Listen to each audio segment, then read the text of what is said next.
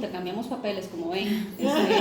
Ahora Rebeca va a estar detrás de las cámaras y yo voy a hacer una introducción respecto al libro que nos convoca hoy, que es Casada con una leyenda, de Don Pepe, de doña Henrietta Vaux, su primera esposa.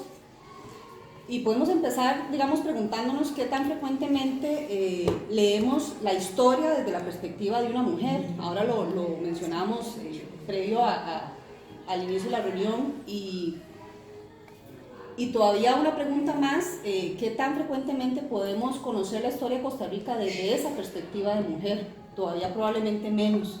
Entonces, en realidad el libro es una oportunidad increíble que tenemos como costarricenses de tener esa perspectiva incluso íntima, porque estamos hablando de una persona que fue protagonista de primera línea. Entonces, muy interesante y además una persona extranjera. Entonces también la visión con la que ella llega a interpretar la Costa Rica, su idiosincrasia, es muy interesante, y siempre esa perspectiva de quien nos ve desde afuera, sin prejuicios, sin digamos, ninguna contemplación, llega a ser muy importante. Y bueno, doña Henrietta Vaux nació el 6 de mayo de 1918 en Carolina del Sur, en Estados Unidos. Este año celebramos el centenario de su nacimiento, y con 100 años es una persona que todavía sigue siendo una escritora aventurera. Vamos a hablar de ello más adelante. Como conocimos en el libro, es una hija de una familia presbiteriana, y esto es muy importante porque de pronto este contexto de ella es muy revelador a la hora de conocer sus motivaciones de pronto aventurarse a ir a un país pues que no conocía, y más adelante, digamos, en su vida cuando retornó a Estados Unidos pues también. Y bueno, como hija de una familia presbiteriana, estas familias pues tienen un mandamiento básico, como ella lo señaló en una de sus entrevistas, es no cuestiones, no dudes, cierra tu mente y crees en lo que debes creer, ¿verdad? Eran bastante conservadores.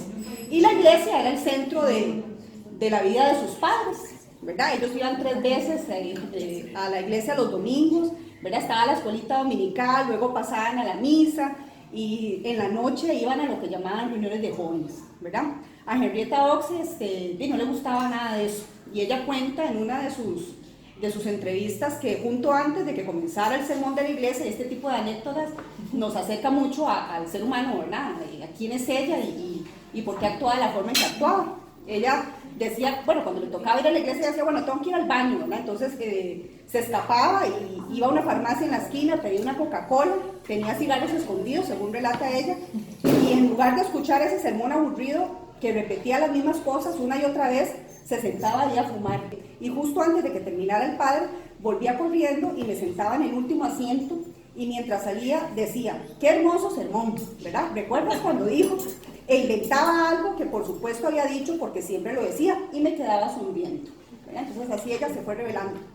Ella quería ser escritora y quería ser periodista, y por esa razón ella se alistó en el Birmingham Southern College, que era un colegio conservador religioso del sur de los Estados Unidos, pero que en plena época de segregación ellos habían inscrito sus primeros estudiantes negros. Entonces de pronto pues era un colegio que estaba, digamos, de alguna forma pues también incorporándose a estos nuevos aspectos de integración racial. Pero de todas formas, pues el ambiente, como conocimos en el libro, pues ella estaba harta de ese ambiente religioso, presbiteriano, familiar, y bueno, 3 hermanos de su mamá se habían trasladado a Latinoamérica pues a trabajar, ¿no? Y entonces ella intuyó que probablemente estos mundos eran gigantes, maravillosos, era algo desconocido y probablemente muy diferente a este presbiterianismo que ella conocía, y bueno, fue cuando, según conocimos en el libro, pues ella decide un verano marcharse a Costa Rica, donde estaban uno de sus tíos. Y ese sería su primer viaje al extranjero. No voy a ahondar en los detalles de lo que ocurrió en ese viaje, porque bueno, eso es lo que nos relata en su libro y lo que hemos conocido. Sin embargo, sí quisiera destacar algo que tal vez no queda plasmado, no sé si por un tema de humildad de ella, o porque de pronto pueda ser que haya considerado que no fue algo tan relevante cuando en realidad sí lo fue, ¿verdad? Como primera dama, en su momento, desde esa posición, al igual que otras primeras damas en Costa Rica, que muchas veces esta historia no la recalcan, pero es así. De esa posición ella abogó de forma exitosa con don Pepe Figueres para que se reconociera el derecho al voto a la mujer, ¿verdad? Ella tuvo un rol protagónico en este tema. Y tal vez ubiquémonos un poquito. 2 años antes de que ella naciera, ya las mujeres podían votar en Estados Unidos, es decir, ella fue una mujer que nació en un país donde las mujeres podían votar. Entonces, claro, llega a Costa Rica y ustedes vieron que a ella pues le parecía un poco extraño que habían ciertas posiciones en las que se había relegado a la mujer en este país, y bueno, ya eso no lo, digamos, fue un choque para ella de alguna manera. Ella se escandalizó, digamos, de que en Costa Rica, por ejemplo, eso no fuera factible para las mujeres. Incluso se escandalizaba, como ella lo mencionó en algún momento, en algunos de las entrevistas que concedió, ella le escandalizaba, por ejemplo, que no se pudiera ni vestir con pantalones, ¿verdad? Entonces, ella insistió mucho, y hemos visto fotografías en el libro donde ella sale con pantalones, y eso era algo, ¿verdad?, como inconcebible aquí en Costa Rica, y fue de alguna forma muy mal visto. Pero el tema, digamos, de la injerencia que ella tuvo en don Pepe Figueres para que se reconociera el voto femenino fue muy importante. Y al respecto, su nieta, doña Monse Figueres Facio, en una entrevista ella dijo, ¿verdad?, cada vez que voto, pienso, esto es gracias a mi abuelo. Esta está en mi piel, mira mis cabellos. Hoy estoy votando porque tú lo influenciaste. Amo pensar en esa idea, que lo tengo en la piel, es asombroso, ¿verdad? Y bueno, así hay, de hecho, hay muchos roles en los que la primera dama, una figura que muchas veces ha sido como cuestionada, y que eso es una figura del patriarcado, y bueno, en realidad tenemos muchas primeras damas que han influenciado de forma importante en sus esposos. Bueno, uno de los ejemplos más claros, por ejemplo, es el de Emilia Solórzano, la esposa del general Guardia, y se sabe, aunque la historia así no lo cuenta y no se plasma, que ella tuvo una influencia enérgica, ¿verdad?, para que el general Guardia aboliera la pena de muerte. Entonces, y así tenemos otras mujeres muy destacadas en la historia costarricense. Y bueno, pero ya conocemos lo que sucedió aquí en Costa Rica, ella lo cuenta muy en el libro, y nos deja, de hecho, cuando parte, ¿verdad?, a Estados Unidos, y quiero referirme un poco a su vida posterior, a haber sido aquí primera dama. Bueno, ya sabemos, ¿verdad?, que después de 10 años ella deja a don Pepe Figueres, que eso también, ella lo dejó en una época donde no era fácil divorciarse, de su marido. Regresa a Estados Unidos, donde tiene que reincorporarse a una vida que había rechazado. Imaginémonos esto, o sea, ella había huido a Estados Unidos porque a ella no le gustaba ese mundo presbiteriano, y bueno, tiene que regresar, divorciada, ¿verdad?, que eso era terrible, ¿verdad? Sabía que las personas la iban a criticar. Las mujeres era una sociedad donde las mujeres estaban definidas por los hombres de su vida. Ella decía, uno era la hija de, la esposa de, ¿verdad? Nunca uno es quien es, que es justo como uno es, pero ella decidió lo contrario, ¿verdad? Y ella hizo su vida, tuvo que rehacer su vida. Y allá en Estados Unidos, bueno, trabajó para la delegación en Costa Rica ante las Naciones Unidas. Algo muy importante es que ella ha encabezado movimientos a favor de los derechos civiles, de los derechos de la mujer, de las reivindicaciones laborales. Nosotros vimos en el texto, ¿verdad?, cómo ella, digamos, ese aspecto de la idiosincrasia costarricense, donde los patronos y los trabajadores, pues, no hay una relación tan vertical, sino hay un trato más horizontal. Y bueno, que también una de las cosas que ella destaca, digamos, del presidente de ese entonces, el doctor Calderón Guardia, pues era precisamente las conquistas sociales que se habían logrado. Y bueno, ella regresa a Estados Unidos y empieza digamos, a incorporar en su trabajo este tema, ¿verdad? También a la vez, nuevamente, se aboca, que lo había dejado por un lado, esa pasión que ella tenía, que era de escribir, ¿verdad? Les contaba yo que ella quería ser escritora y periodista. Ya antes de venir a Estados Unidos, pues había incorporado en un colegio para estudiar eso. Ella ha publicado varios cuentos, esta no es su única, digamos, su único escrito, ¿verdad? También ha escrito obras dramáticas para teatro. En Alabama fundó una revista que se llama Montgomery Living, la cual después ella vendió. Sin embargo, ella sigue escribiendo para esa revista. Es una revista que se puede consultar en línea, pues ahí podemos encontrar artículos que ella escribe hasta hoy en día. Por eso yo les decía que ella a sus 100 años sigue siendo una escritora aventurera, ¿verdad? Sus memorias, Casada con una leyenda, fue escrita en 1992, fue publicada en 1992, y fueron sujetas a un documental que se llama First Lady of the Revolution, ¿verdad?, o la primera dama de la revolución, y estuvo a cargo de una ganadora del Emmy, la directora Andrea Cali. Si no han visto el documental que estuvo presentándose en el Magali hace como, creo que fue el año pasado, el documental está disponible en línea. Ustedes ahí lo ponen, googlean First Lady of the Revolution, y ya sea lo pueden, se paga para verlo en línea o pueden comprarlo y descargar el video y vale la pena, realmente. Es casi que mandatorio, digamos, leerse el libro y ver el documental, o sea, es como complementario. La película aborda la historia de Vox, tal y como la describe aquí en el libro, es contada en primera persona, es un documental, ella habla, va hablando, ¿verdad? El libro le llegó a la directora porque su hija Muni Figueres, ella pues le pasó el libro a la directora, ella lo leyó y le fascinó esa historia, pues de pronto ella decía, es que es una historia de una revolución, le interesó mucho esa mujer que triunfa sobre el montón de restricciones sociales y que ha logrado ofrecer a otros derechos a través del tiempo en su trabajo, digamos, en Naciones Unidas y su trabajo, digamos, desde el ámbito privado y en la revista que hace publicaciones, digamos, en defensa de esos derechos. Hoy tenemos con nosotros a su hijo José Martí, que no sé ustedes, pero de pronto lo siento muy cercano, sin conocerlo, a pesar de que hasta hoy lo veo por los relatos del libro. Quisiera, digamos, a manera de introducción, leer un pasaje del libro, digamos, que habla del nacimiento de José Martí. Dice, el niño nació el 20 de abril. Está en la página 141 para los que lo quieran seguir. Cuando la enfermera lo puso en mis brazos me sentía aturdido. Era el primer recién nacido que había visto nunca, y el sobresalto fue suficiente como para que me preguntara si había valido la pena todos aquellos meses de incomodidad y todas aquellas horas de dolor. Para tener esto, me lo había imaginado como los bebés de 8 meses que aparecen en los anuncios de las revistas, gordo, sonrosado, de ojos azules y sobre todo sonriendo. En cambio, era moreno y, para mi poco experimentada mirada, parecía tener un tinte ligeramente púrpura.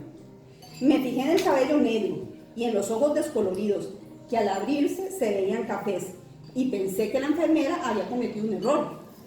Este no podía ser mi hijo. ¿Cómo podía tener ojos oscuros si su padre y yo teníamos ambos ojos grises azulados? Y yo seguía mirando la cara microscópica que nunca sonreía, sino que no paraba de llorar. Pero más que nada me aturdía el hecho de que fuera tan diminuto. Aunque pesaba 7,5 libras, aquello no era mucha carne y músculo. Especialmente si había esperado que llegara a las 18 libras. ¿Cuándo podría aprender a cuidar algo tan frágil? Aquel primer día de su vida, yo estaba convencida de que mis temores acerca de su temprana partida estaban justificados. Nadie tan indefenso podría sobrevivir una noche, y después de eso, por semanas y semanas, fui perseguida por el mismo temor. Apenas Pepe supo que yo estaba embarazada, decidió que el bebé se llamaría José Martí, en honor al líder de las guerras de la independencia de Cuba. Así, a la pequeña cosita aquella se le dio un gran nombre, José Martí, que yo contraje a Martí. Y años después sería uno de los nombres favoritos en Costa Rica. Para mi sorpresa, Martí no murió. Después de 3 días, sus ojos se volvieron verdes y, para alivio de todo el mundo, cesó finalmente de llorar. Con paciencia ilimitada, Luisita me ayudó, me enseñó a cuidarlo. Lentamente superé mis temores de verlo partirse en 2 o de que una de sus piernitas se zafara. Y en pocas semanas decidí incluso que aquel bebé, que era el bebé que yo más necesitaba en el mundo. Y entonces fue tiempo de retornar a México.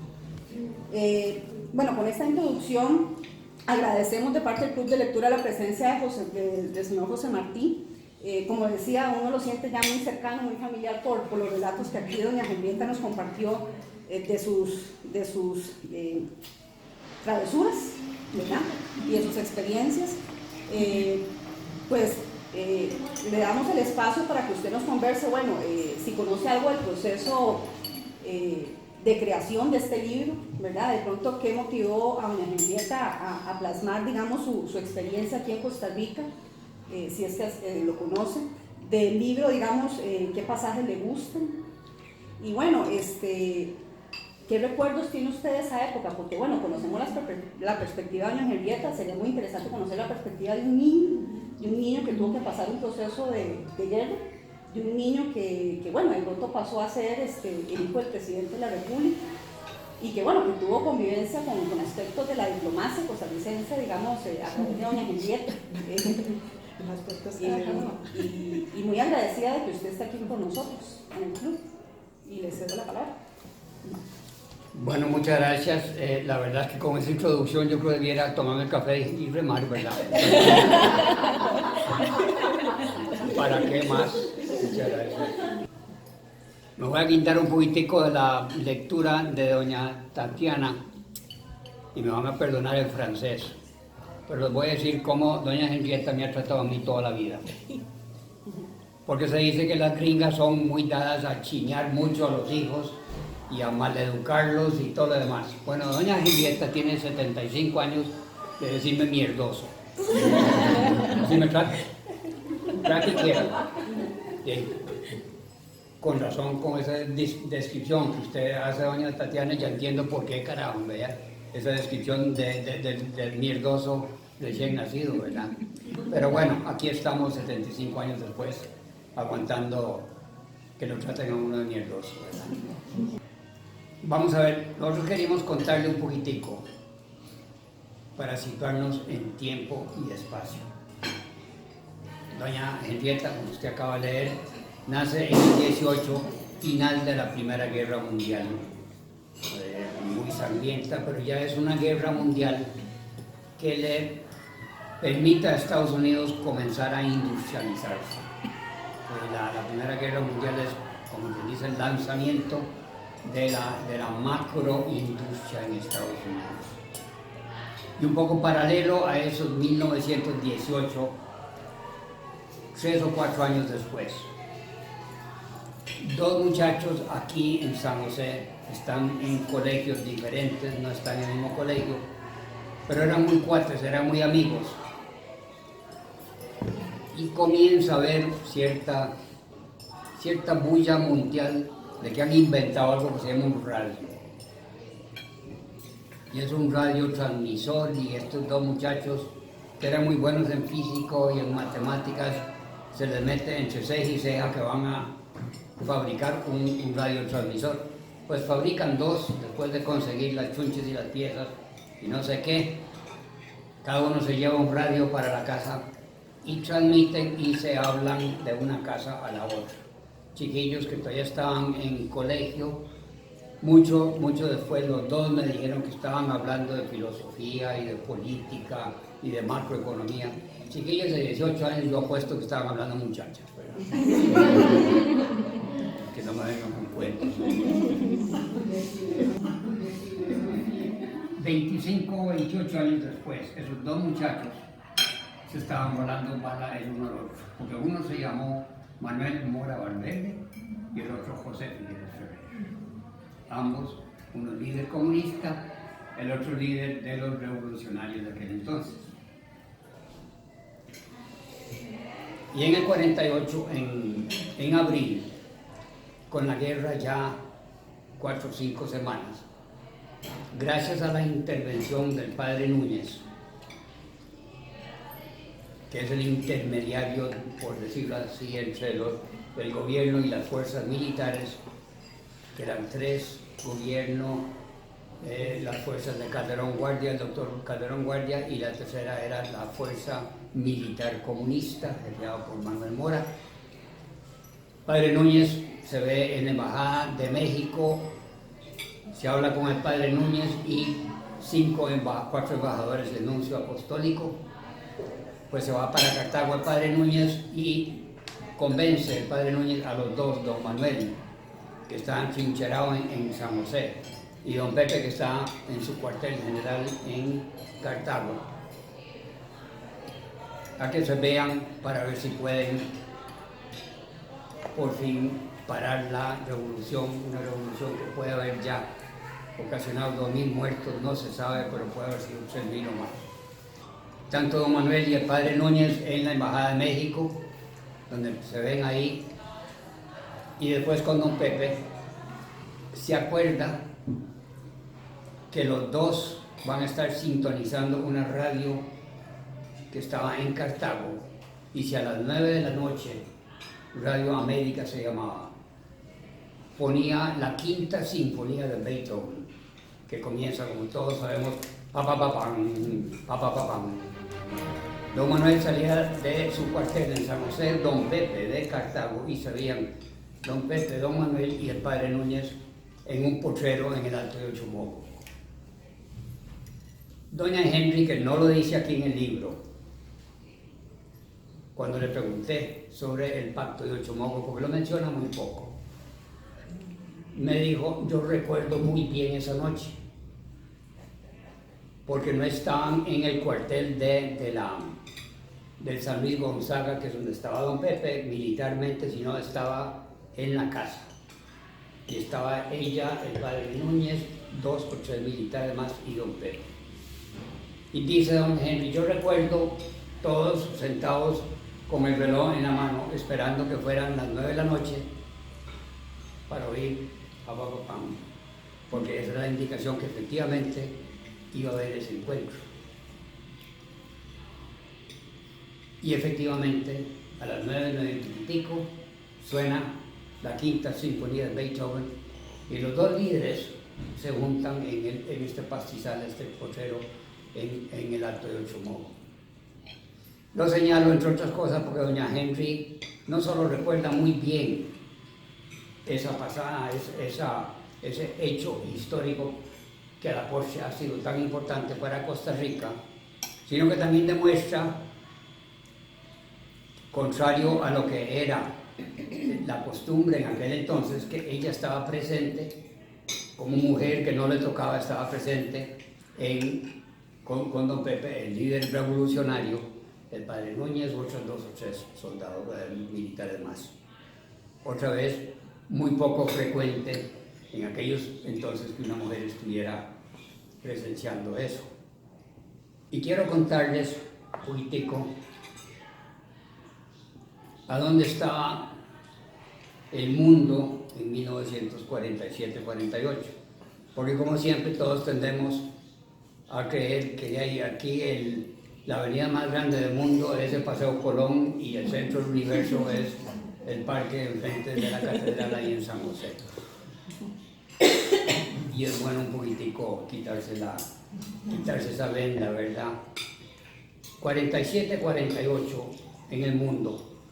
Yo les recuerdo que el mundo venía saliendo de la Segunda Guerra Mundial, una guerra que le costó a la humanidad 20 millones de vidas. 20 millones de seres humanos fueron asesinados, muertos, entre los 6 millones de judíos y los 14 millones de soldados y después los que murieron en los bombardeos, 20 millones de personas. Y entonces, ya para el 48, lo que después o en ese momento se comenzó a llamar la Guerra Fría, que era esta guerra ideológica entre la Unión Soviética a la izquierda y Estados Unidos y sus aliados a la derecha, se comienza a calentar esta Guerra Fría. Pero el mundo viene saliendo de la guerra más pavorosa que ha tenido la humanidad. En el 47-48, Gandhi libera la batalla y gana la independencia de la India de Gran Bretaña. Por cierto, en enero del 48 es que asesinan a Gandhi. La India y Pakistán se divorcian en aquel momento, un divorcio, se separan y se hacen 2 países diferentes, muy, muy sangrientos también, entre musulmanes y no sé qué, budistas o algo así. Una guerra de independencia, pero también de una religión contra la otra. En el Medio Oriente, Israel se forma gracias a las Naciones Unidas, que después de 2000 años de la diáspora de los judíos, las Naciones Unidas declara a Israel un Estado otra vez. Eso ocasiona también mucha guerra en Medio Oriente. En China, Mao Zedong saca a Chiang Kai-shek de China. Chiang Kai-shek se va para Taiwán, exiliado, y comienza el país más grande o más poblado del mundo en su ruta comunista, que ahora está echándose para otro lado, pero en aquel entonces, 47, 48, esto es lo que estaba pasando. Y aquí en el patio nuestro teníamos a Somoza como dictador muy sangriento. En Nicaragua teníamos a Pérez Jiménez en Venezuela, dictador de derecha muy sangriento, y teníamos a Trujillo en República Dominicana, dictador de derecha militar muy sangriento. Entonces, Costa Rica no era la excepción. Más bien, qué raro que no hubiera habido una revolución en Costa Rica, puesto que el mundo entero estaba, para poner en términos militares, muy alborotado. Y para terminar entonces esta introducción, les quiero demostrar aquí una foto. Cuando don Pepe, cuando la Junta Militar le cede el poder, le cede el mando, la llave del castillo a el presidente Otillo Ulate. Israel tenía un año de haberse formado, porque ellos, don Pepe y su conjunto musical terminan en el 49, en diciembre del 49. El movimiento sionista, el movimiento de los kibbutzim, de los kibbutz en Israel, invitan a don Pepe y al chico, a Francisco J. Orlich, con las dos fieras, digo las dos, Llamadita y doña Henrietta. Tengo que sacar mi clavo porque me dicen que los invitan a Tel Aviv, a Israel, para que conozcan lo que es el inicio desde la segundo Israel. Y los cuatro se van para Israel, porque les recuerdo que don Pepe y Tío Chico se criaron juntos en San Ramón, en San José, fueron juntos a Boston, fueron juntos a Nueva York, eran hinchi pinchi. Y entonces se van para Israel, y esta foto, aquí en la página número, no sé qué, 9, es de don Pepe y doña Henry en Tel Aviv. Pero ellos dos estaban en Israel gracias a esa invitación que le hace el movimiento sionista a estos dos líderes costarricenses, que después provoca que don Pepe y doña Henrietta terminan en California en el 51 vendiendo bonos del Estado de Israel por esa visita que hicieron a Israel y lo impactado que estaban ellos con todo lo que Israel significaba en ese momento. Perdón que les haga una introducción tan larga y tan aburrida, pero es un poquitico como para situarnos en tiempo y espacio. Este libro ya doña Henry lo tenía masticado bastante antes de su publicación. En parte por lo que usted nos acaba de explicar, que es que ella, como escritora, pues ya nunca estuvo muy lejos de una máquina de escribir, ¿verdad? Y entonces ahí estuvo tirando. Y fast forward hasta hoy, como ya se dijo, doña Henry, que tiene 100 años cumplidos, todavía trabaja en esta revista, todavía llega a putearlos ahí cuando nos portan mal. No ha cambiado nada en los últimos 75 años. Pero cuando le hemos preguntado tantas veces, doña Henry, ¿por qué no se viene para Costa Rica? Aquí la podemos chinear más. Y bueno, la respuesta de ella siempre es, ¿qué voy a hacer yo a San José? Si aquí tengo mi revista, me visto y me voy para la oficina todos los días. Por cierto, hace 3 años logramos quitarle las llaves del carro. La cabrona ya insistía en manejar, ganamos todavía los 97. Ya por dicha ganamos esa batallita. Pero se va todos los días a trabajar.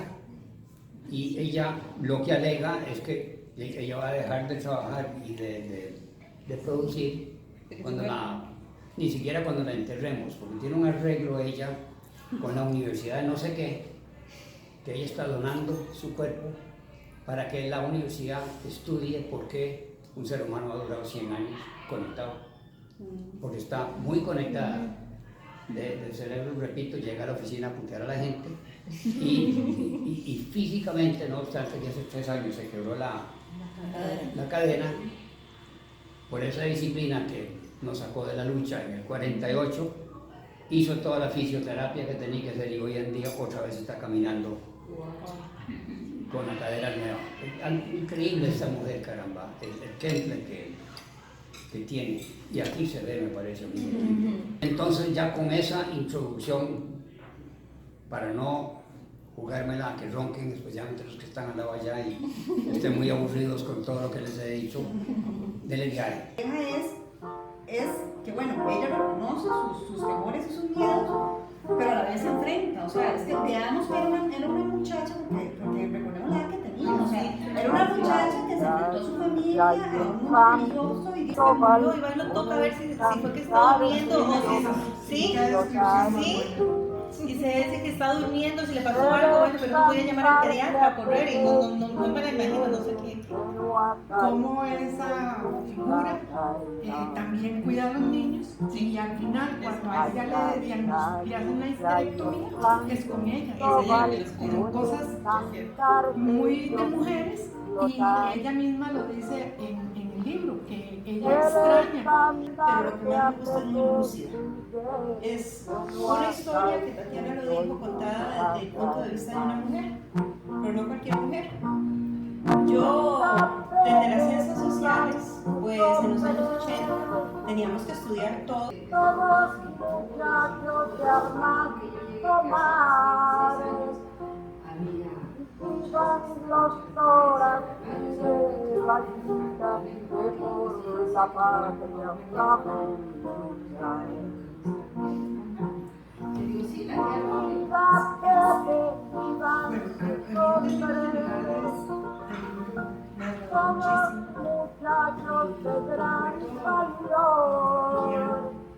Es una la forma de escribir de él. Él le propuso matrimonio, o sea, eso no era una historia de amor, era una relación de dos personas que se sabían inteligentes y que podían compartir una vida. O sea, nunca se habla de amor, el amor romántico.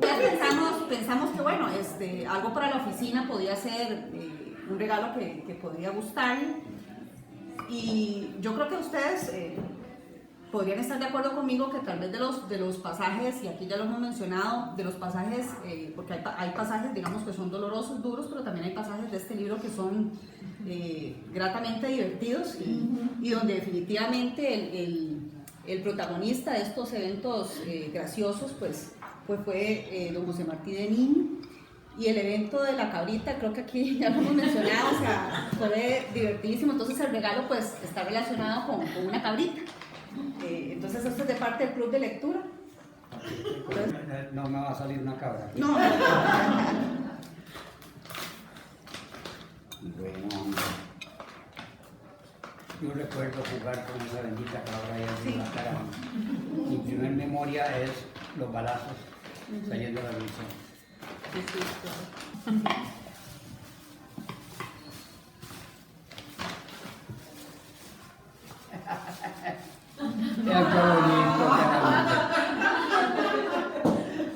Qué bonito, ojalá pudiéramos traer el embajador de Francia acá. Muchas gracias. Muchas gracias.